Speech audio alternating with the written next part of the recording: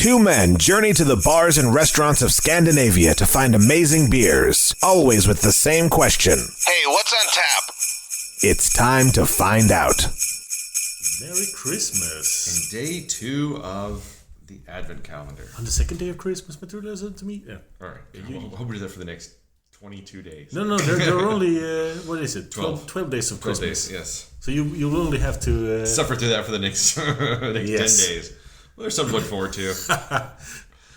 Welcome back. If you listened yesterday, Yes. then you know how we're doing this. Right. So, little recap. We each picked 12 beers for the calendar.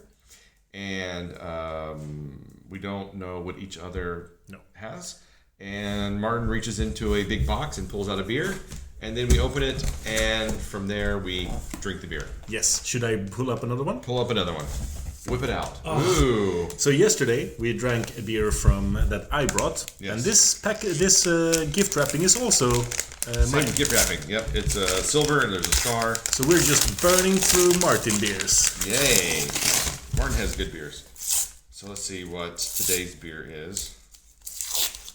It is something with an animal on the front. Woof. The Sick of Truth from Brasserie Popihn. It's a 10% collaboration stout with Brasserie Animal. I think so. So Popihn, we usually get a lot of Popihn here in Malmö at Bishop's and so forth. Yesterday we drank a French beer. It wasn't my intention for us to only drink French beers. That's okay. I love Popihn. They do good stuff. And this has been aged on bourbon barrels for 12 months. Yes. So this is a powerful one. Yes. In another parallel timeline, we would have drunk this closer to Christmas Eve. Well, I'm sure this will not be the only stout in our collection of beers. Ooh, it pours nicely. It does, and there's carbonation on it, which is really almost feels like a rarity for a barrel aged stout. If this tastes half as good as it smells, we might have a winner. It actually smells really smells good. So good. I don't think there's no adjuncts. There's no extra things in this. This is just a straight up stout aged in bourbon barrels, which means, like, just for the nose, roasty, sweet, vanilla barrels. Getting a little smoke off of it too. Yep.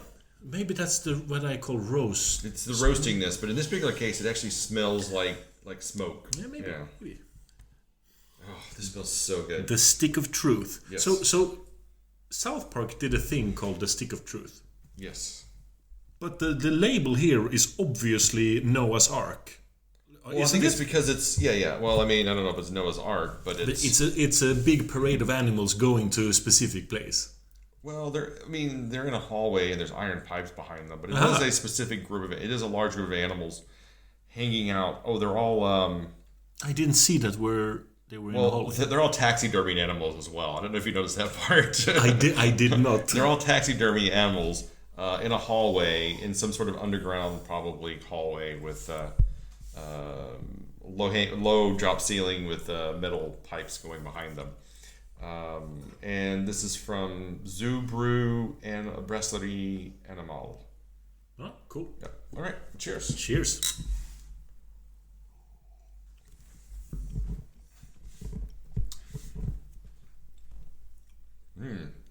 That is boozy.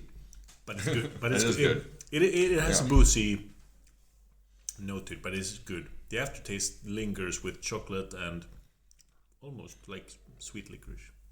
Yeah, I'm getting some definite smoke notes off of it too. They really roasted the malts or maybe the bourbon barrels themselves. You know that whenever you make a bourbon barrel, you burn the inside of it out. Right, char. So you char it. Right, yeah. Right. It's pretty good, quite powerful, but it's only 10%.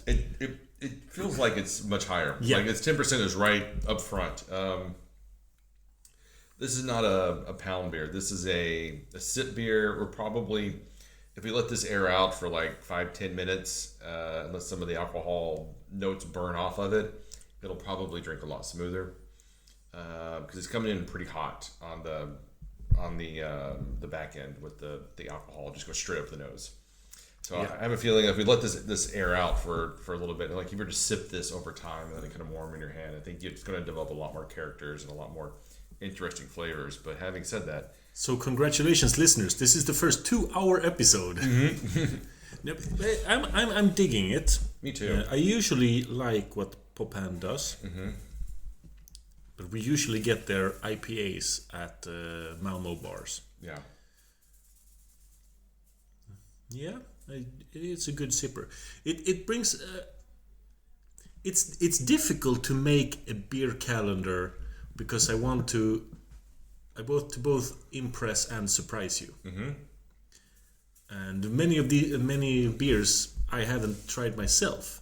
I know, because that's what's fun. And that's what I like about it. And that's what I think I enjoyed. I think I almost bought a beer calendar this year, even though I was just like, nope, I'm not going to do it this year. I'm not going to buy. But like, it seems like the breweries are really putting in the effort into their beer calendars this year, based on like the fact that the Motslutl did their own beer calendar and they put in like 3 beers that are exclusive to the calendar. That's crazy. And like half of them are stouts.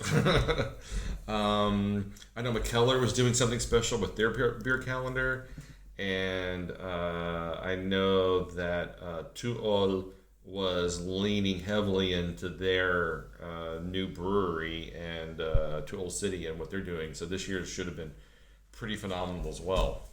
Because last year's was a little bit of a disappointment. It was okay. I mean, it wasn't anything super exciting, but I mean, I think just with what Tuol's been doing recently, they have really the past couple of months have just been wow. I'm super looking forward to their Christmas beers this year.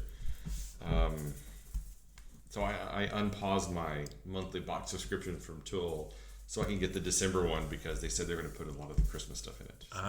So like, smart. That could be fun.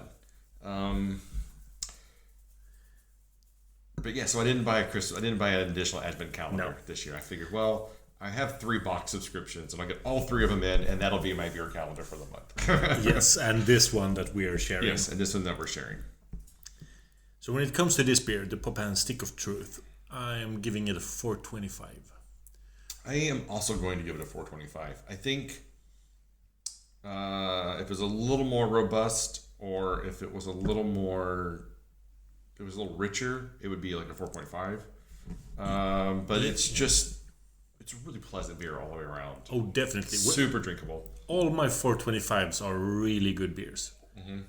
It's just that we know that there is a big range above 4.25, because if they made it a little bit richer, that's an increase.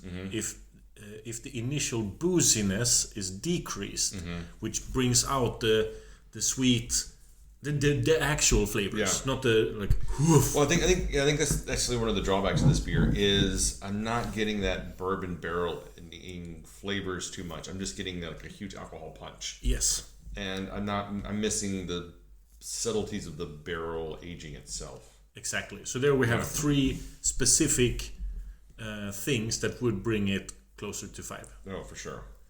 But it's a good one. I'm happy I included it. It's fun that we drew it as beer number 2. Yeah. All right. Well, Merry Christmas, and let's wrap it up and come back tomorrow. See you tomorrow. All right. This podcast is part of the Pod Syndicate family. For more criminally compelling shows, articles, and conversations, head to wearepodsyndicate.com.